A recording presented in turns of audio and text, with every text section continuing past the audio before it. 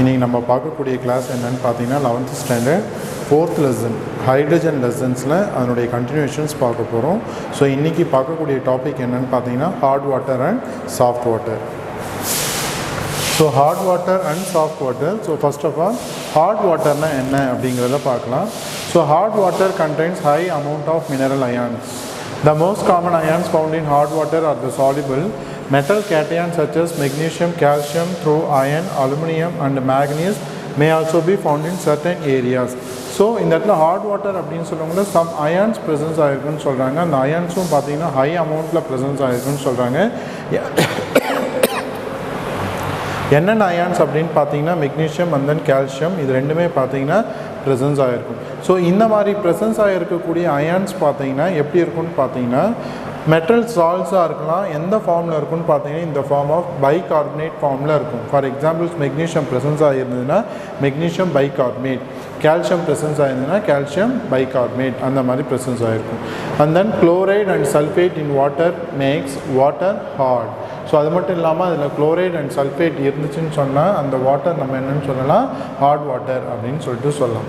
இப்போ நம்ம அந்த ஹார்ட் வாட்டர் நம்ம பாயில் பண்ணுறோம் அப்படின்னு சொன்னால் அங்கே இருக்கக்கூடிய கார்பனேட்ஸ் எல்லாம் என்னவா ஆகிடும் பார்த்தீங்கன்னா ப்ரிசிபிடேட்டாக கன்வெர்ட் ஆகிடும். ஓகேவா?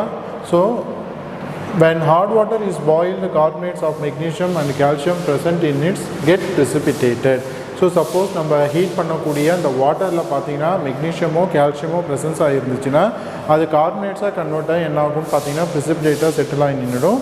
On the other hand water free from soluble salt of calcium and magnesium is called a soft water. இது ரெண்டும் இல்லாமல் மற்ற அயன்ஸ் இருந்ததுன்னா அதுக்கு பேர் என்னன்னு சொல்லலாம், it is called a soft water. Free from soluble salt அப்படின்னா இந்த சால்ட் இல்லாமல் என்னென்னு பார்த்தீங்கன்னா கால்சியமும் மெக்னீஷியம் சால்ட்ஸ் இல்லாமல் இருந்துச்சுன்னா அந்த வாட்டருக்கு பேர் என்னென்னு பார்த்தீங்கன்னா சாஃப்ட் வாட்டர். அப்போ ஹார்ட்னஸ் அப்படிங்கிறப்போ ரெண்டு டைப்ஸில் சொல்கிறாங்க. One is temporary hardness and second one is permanent hardness. டெம்பரவரியாக பார்த்தீங்கன்னா ஹார்ட்னஸ் அப்படிங்கிறது அந்த அயான்ஸ் பார்த்தீங்கன்னா டெம்பரவரியாக இருக்கிறது டெம்பரவரி ஹார்ட்னஸ். ஸோ பர்மனெண்ட்டாக இருக்கக்கூடிய அந்த அயான்ஸ் அதை ரிமூவே பண்ண முடியாது அப்படிங்கிறப்போ அந்த ஹார்ட்னஸ்க்கு பேர் என்னென்னு சொல்கிறாங்க, it is called as permanent hardness. இப்போ டெம்பரரி ஹார்ட்னஸை நம்ம எப்படி ரிமூவ் பண்ணுறோம், அதாவது அந்த அயான்ஸை நம்ம எப்படி ரிமூவ் பண்ணுறோம் அப்படிங்கிறத இதில் பார்க்க போகிறோம். So temporary hardness is primarily due to the presence of soluble bicarbonates of magnesium and calcium. நான் முன்னாடியே சொன்னேன் கால்சியம் மெக்னீஷியம் ரெண்டுமே பார்த்தீங்கன்னா கார்பனேட்ஸ் ஆர் பைகார்பனேட் ஃபார்மில் இருந்ததுன்னா அது என்னென்னு நம்ம பார்த்தோம், ஹார்ட் வாட்டர். அந்த ஹார்ட்னஸை நம்ம என்ன பண்ணுறோம், ரிமூவ் பண்ணுறோம். அதாவது இந்த மெக்னீஷியமும் கால்சியமும் நம்ம எப்படி என்ன பண்ணுறோம், ரிமூவ் பண்ணுறோம். ஸோ அப்படி ரிமூவ் பண்ணுற ப்ராசஸ்க்கு பேர் தான் என்னென்னு பார்த்தீங்கன்னா temporary hardness and it's removal. எப்படி ரிமூவ் பண்ண போகிறோம் அப்படின்னு பார்த்தீங்கன்னா ஃபஸ்ட்டு அந்த ஹார்ட் வாட்டர் நல்லா பாயில் பண்ணுறோம். ஸோ பாயில் பண்ண அப்புறம் ஃபில்ட்ரேஷன் பண்ண போகிறோம்.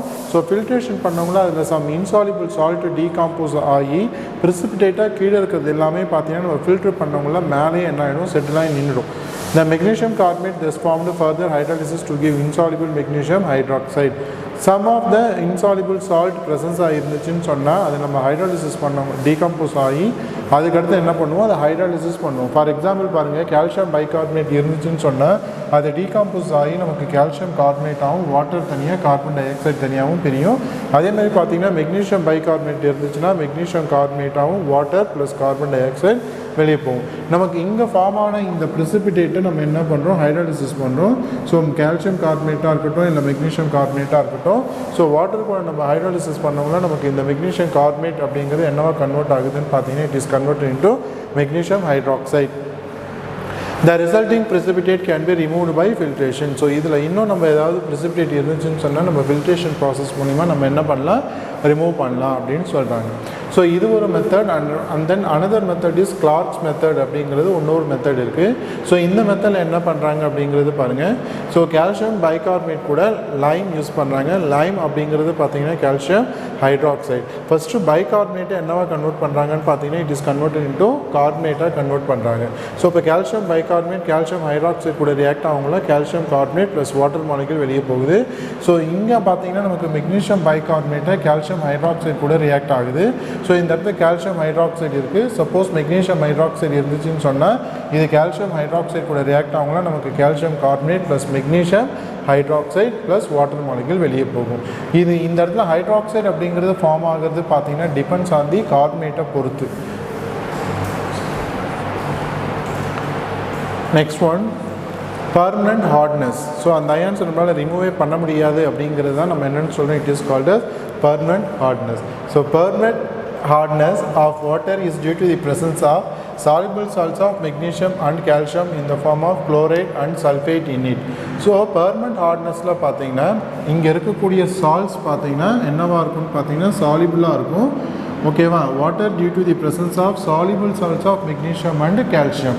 ஸோ அங்கே பார்த்தீங்கன்னா கார்பனேட் ஃபார்மில் இருந்தது, அப்படி இல்லைனா பைகார்பனேட் ஃபார்மில் இருந்தது கால்சியமும் மெக்னீஷியமும். இங்கே பர்மனெண்ட் ஹார்ட்னஸ் அப்படிங்கிறப்போ இந்த form of chloride and sulphate ஃபார்ம்ஸில் இருக்கும். அப்போ மெக்னீஷியம் இருந்துச்சுன்னா மெக்னீஷியம் குளோரைட், அப்படி இல்லைனா மெக்னீஷியம் சல்ஃபேட்டாக இருக்கும். கால்சியம் எடுத்துக்கிட்டோன்னு சொன்னால் ஒன்று கால்சியம் சல்ஃபேட்டாக இருக்கும், அப்படி இல்லைனா கால்சியம் குளோரைடாக இருக்கும். இந்த form of chloride and then sulfate ஃபார்ம்ஸில் இருக்கும். It can be removed by adding washing soda which react this metal. So இதை நம்ம ரிமூவ் பண்ணுறதுக்கு இது கூட நம்ம என்ன ஆட் பண்ணுறோன்னு பார்த்தீங்கன்னா வாஷிங் சோடா. வாஷிங் சோடா அப்படிங்கிறதுக்கு இன்னொரு பேர் என்னன்னு பார்த்தீங்கன்னா sodium carbonate Na2CO3 which reacts with this metal. M அப்படிங்கிறது மெட்டல் அப்படிங்கிறது இட் மேபி கால்சியமாக இருக்கலாம், அப்படி இல்லைனா மெக்னீஷியமாக இருக்கலாம். ஸோ கால்சியம் இருந்துச்சுன்னா calcium chloride and calcium sulphate in hot water to form insoluble carbonates. இது ரெண்டுமே பார்த்தீங்கன்னா என்ன ஆகும்னு பார்த்தீங்கன்னா சோடியம் கார்பனேட் கூட ரியாக்ட் ஆகும்ல, என்னவா கன்வெர்ட் ஆகுதுன்னு பார்த்தீங்கன்னா இட் இஸ் கன்வெர்டட் இன்டூ கார்பனேட்ஸாக கன்வெர்ட் ஆகுது அப்படின்னு சொல்கிறாங்க. ஃபார் எக்ஸாம்பிள் இந்த இடத்துல மெட்டல் குளோரைட் கொடுத்துருக்காங்க. இந்த இடத்துல மெட்டல் அப்படிங்கிறது இட் மேபி கால்சியம் ஆர் மெக்னீஷியமாக இருக்கலாம். சோடியம் கார்பனேட் கூட ரியாக்ட் ஆகும்ல, நமக்கு இதிலேருந்து என்ன வெளியே போகும்னு பார்த்தீங்கன்னா சோடியம் குளோரைட் வெளியே போயிட்டு MCO3 அப்படின்னு கிடைக்கும். M அப்படிங்கிறது மெட்டல் கார்பனேட்டாக கன்வெர்ட் ஆகும். ஸோ சப்போஸ் இங்கே கால்சியம் குளோரைட் இருந்தால் கால்சியம் கார்பனேட் ஃபார்ம் ஆகும், மெக்னீஷியம் இருந்தால் மெக்னீஷியம் குளோரைட் வந்து மெக்னீஷியம் கார்பனேட்டாக கன்வெர்ட் ஆகும். MSO4 அப்படின்னா metal sulphate, it may be calcium or magnesium. Calcium இருந்துச்சுன்னா நமக்கு கால்சியம் கார்பனேட்டாக கிடைக்கும், இல்லை மெக்னீஷியம் இருந்தால் மெக்னீஷியம் கார்பனேட்டாக கிடைக்கும். இதுலேயும் பார்த்தீங்கன்னா Na2SO4 வெளியே போகும், சோடியம் சல்ஃபேட் வெளியே போகும், இதில் சோடியம் குளோரைட் வெளியே போகும். ஓகேவா? In other way to soften the hard water is by using a process is called ion exchange. So வேறு ஒரு ப்ராசஸ் இருக்குன்னு சொல்கிறாங்க. என்ன ப்ராசஸ் பார்த்தீங்கன்னா ion exchange process. That is, hardness can be removed by passing through an ion exchange bed like zeolites or column containing ion exchange resin. So இந்த மாதிரி இருக்கக்கூடிய hot வாட்டரை பார்த்தீங்கன்னா வேறு ஜியோலைட்ஸ் மூலிமா என்ன பண்ணுறாங்க, அந்த வாட்டரை என்ன பண்ணுறாங்க, பாஸ் பண்ணுறாங்க. ஸோ இந்த ஜியோலைட்ஸ் அப்படிங்கிறது என்ன ஆக்ட் பண்ணுதுன்னு பார்த்தீங்கன்னா இட் இஸ் அயான் எக்ஸ்சேஞ்ச் பெட்டாக ஆக்ட் பண்ணுது. ஸோ அயான் எக்ஸ்சேஞ்ச் அப்படின்னா அயான்ஸ் என்ன பண்ணிக்கும், எக்ஸ்சேஞ்ச் பண்ணிக்கும். இங்கே இருக்கிற இதுங்கிட்ட இருக்கிற அயான்ஸு அதுகிட்டையும், அதுகிட்ட இருக்கிற அயான்ஸு இதுவும் மாற்றிக்கும், எக்ஸ்சேஞ்ச் பண்ணிக்கும். ஸோ அதுதான் பார்த்தீங்கன்னா என்னென்னு சொல்கிறாங்க ஜியோலைட்ஸ். ஸோ இப்போ ஜியோலைட்ஸ் அப்படிங்கிறதோட நேம் பார்த்தீங்கன்னா சோடியம் அலுமினோ சிலிகேட். இதனுடைய ஜெனரல் ஃபார்முலா என்னென்னு பார்த்தீங்கன்னா NaO.Al2O3.X molecule of SiO2 and Y molecule of water. இந்த இடத்துல X அப்படிங்கிறது பார்த்தீங்கன்னா SiO2 இட் மேபி 2 இருக்கலாம், அப்படி இல்லைன்னா 10 இருக்கலாம், 2லேருந்து 10குள்ளே இருக்கலாம். வாட்டர் மாலிகுல்ஸ் பார்த்தீங்கன்னா 2 to 6 வாட்டர் மாலிகுல்ஸ் இருக்கலாம். Zeolites have porous structure in which the monovalent sodium ions are loosely held and can be exchanged with hardness producing metal ions. So ஜியோலைட்ஸில் பார்த்தீங்கன்னா சின்ன சின்ன போர்ஸ் இருக்கும். அது மட்டும் இல்லாமல் அங்கே இருக்கக்கூடிய சோடியம் அயான்ஸ் அப்படிங்கிறது என்ன சொல்கிறாங்க, இட் இஸ் அ மோனோவலண்ட். ஏன் இதை மோனோவலண்ட் சொல்கிறாங்கன்னு பார்த்தீங்கன்னா because it loses only 1 electron. Na+ அப்படின்னா இட் லூசஸ் 1 electron. இதை நம்ம என்னன்னு சொல்லுவோம், இட் இஸ் அ மோனோவலண்ட் அயான்ஸ்னு சொல்லுவோம். இதே பைவேலண்ட் அப்படின்னு சொன்னால் 2 electrons லூஸ் பண்ணிச்சுன்னு சொன்னால் இட் இஸ் அ பைவேலண்ட். அப்போ செகண்ட் குரூப்பில் இருக்கக்கூடிய எலமெண்ட்ஸ் எல்லாமே பார்த்தீங்கன்னா பைவேலண்ட் அப்படின்னு சொல்லலாம். இங்கே ஃபஸ்ட் குரூப்பில் இருக்கக்கூடிய எலமெண்ட்ஸில் சோடியமை வச்சு எக்ஸாம்பிளாக கொடுத்துருக்காங்க. ஜியோலைட்ஸில் சோடியம் ப்ரெசன்ஸ் ஆகிருக்கு. அந்த சோடியம் அயன்ஸ் பார்த்தீங்கன்னா அந்த ஜியோலைட்ஸில் எப்படி இருக்குன்னு பார்த்தீங்கன்னா இட் இஸ் லூஸ்லி ஹெல்டு. அந்தளவு பார்த்தீங்கன்னா ரொம்ப பார்த்தீங்கன்னா காம்பேக்டாக அரேஞ்ச் ஆகிருக்கு, லூஸ்லி ஹெல்டாக இருக்கும். ஸோ இப்போ இதில் இந்த அயன்ஸாக என்ன ஆகும்னு பார்த்தீங்கன்னா ரீப்ளேஸ் ஆகும். நமக்கு சோடியம் போயிட்டு என்னவா மாறும் அப்படின்னு பார்த்தீங்கன்னா கால்சியம், அப்படி இல்லைனா மெக்னீஷியம் போயிட்டு என்ன பண்ணுவோம் பார்த்தீங்கன்னா ரீப்ளேஸ் பண்ணும். இந்த complex structure can be conveniently B expressed as Na2Z with sodium as exchangeable cations. So sodium அப்படிங்கிறத என்ன பண்ணணும் பார்த்தீங்கன்னா கேட்டையான்ஸை எக்ஸ்சேஞ்ச் பண்ணுற மாதிரி இருக்கும். ஸோ அதுக்கு எக்ஸாம்பிள்ஸ் கொடுத்துருக்காங்க பாருங்கள். Na2Z and M2+. M2+ அப்படிங்கிறது பார்த்தீங்கன்னா இட் மே பி கால்சியமாக இருக்கலாம், Ca2+ஆக இருக்கலாம், அப்படி இல்லைனா மெக்னீஷியமாக இருக்கலாம். அப்போது இதில் இருக்கக்கூடிய அந்த ஜியோலைட்ஸில் சோடியம் பாருங்கள் என்ன பண்ணுதுன்னு பார்த்தீங்கன்னா மெட்டலை ரீப்ளேஸ் பண்ணி இந்த சோடியம் வெளியே போகுது பாருங்கள். மெட்டல் 2+ அப்படின்னு சொல்லணும்னா it may be calcium or magnesium. அப்போது இந்த இடத்துல பார்த்தீங்கன்னா சோடியம் இருந்த பிளேஸில் எது போய் ரீப்ளேஸ் ஆகும் பார்த்தீங்கன்னா மெட்டல் போயிட்டு ரீப்ளேஸ் ஆகி சோடியம் அயன்ஸ் வெளியே போகும். அப்போ எக்ஸ்சேஞ்ச் ஆகுதுல்ல, அதனால தான் இந்த ஜியோலைட்ஸை என்னன்னு சொல்கிறாங்க, it is called as exchange பெட்னு சொல்கிறாங்க.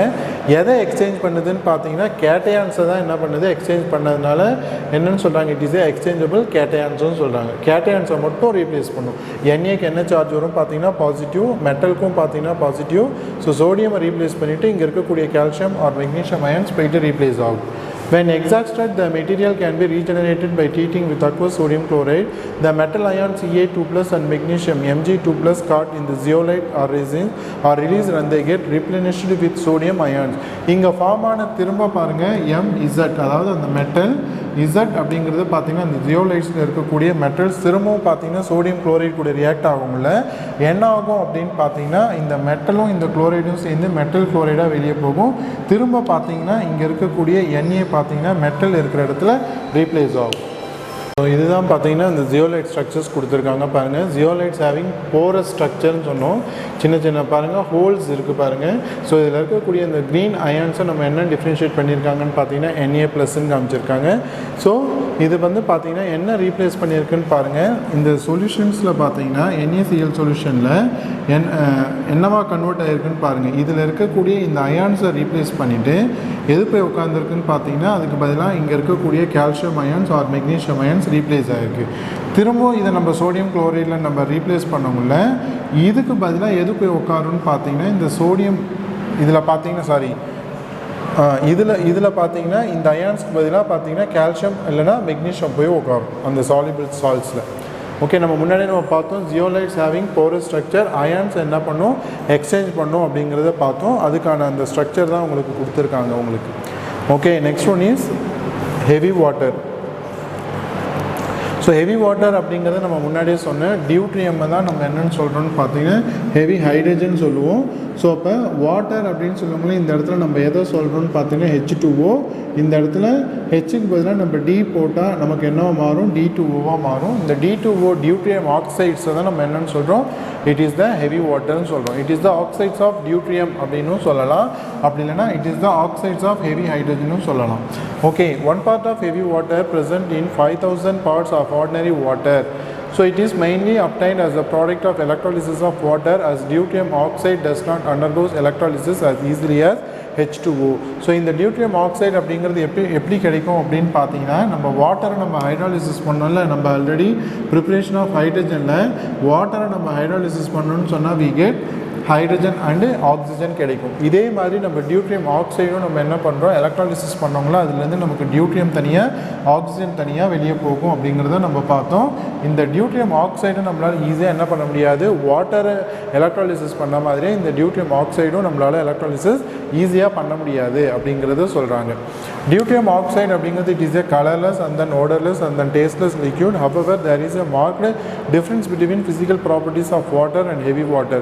So deuterium oxide அப்படிங்கிறது அதனுடைய ப்ராப்பர்ட்டிஸ் சொல்கிறாங்க. First one is colourless and then odourless and then tasteless liquid. அது மட்டும் இல்லாமல் இதனுடைய ஃபிசிக்கல் ப்ராப்பர்ட்டிஸும் பார்த்தீங்கன்னா கண்டிப்பாக வாட்டர் கூட கம்பேர் பண்ணவங்கள கண்டிப்பாக இதனுடைய physical properties it is entirely டிஃப்ரெண்ட்டாக இருக்கும் அப்படின்னு சொல்லிட்டு சொல்கிறாங்க. ஸோ என்னென்ன டிஃப்ரென்ஸ் அப்படிங்கிறத நம்ம பார்க்கலாம். அதுக்கு முன்னாடி பாருங்கள் என்ன கொடுத்துருக்காங்கன்னு பார்த்தீங்கன்னா chemical properties of heavy water.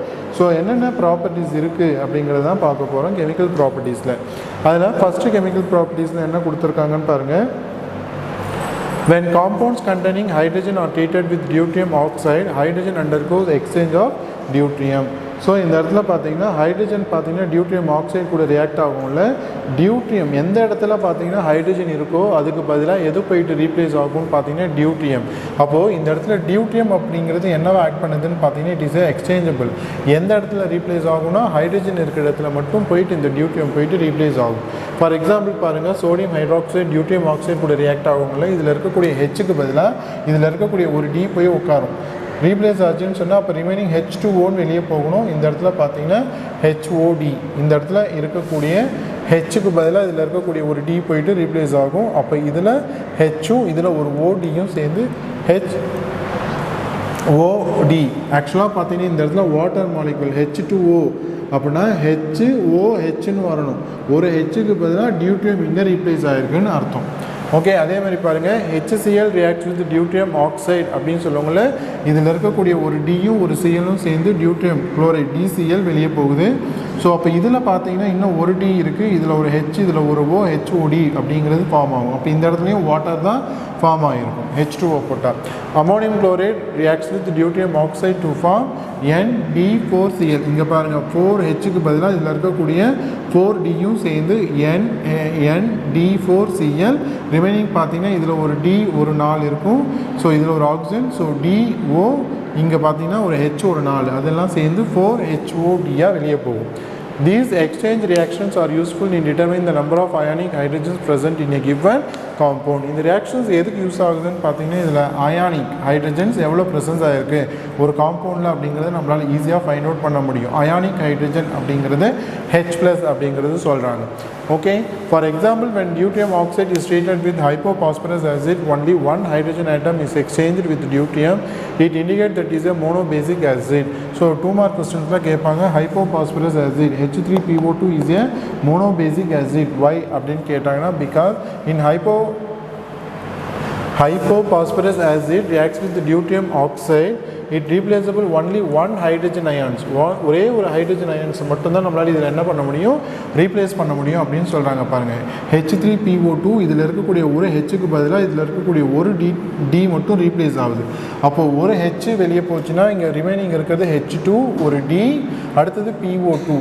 அப்போ மீதி என்னென்ன வெளியே இருக்குன்னு பார்த்தீங்கன்னா இதில் ஒரு ஹெச், இதில் ஒரு டி, இதில் ஒரு ஓ, அப்போ HDO. இதில் ஒரு ஹைட்ரஜன் மட்டும்தான் ரீப்ளேஸ் பண்ண முடியும் அப்படிங்கிறதுனால H3PO2 அப்படிங்கிறது இட் இஸ் ஏ மோனோபேசிக் ஆசிட்னு சொல்கிறாங்க. அது மட்டும் இல்லாமல் சம் டியூட்ரியம் காம்பவுண்ட்ஸும் இங்கே கொடுத்துருக்காங்க ப்ரிப்பேர் பண்ணலாம் அப்படின்னு சொல்லிட்டு.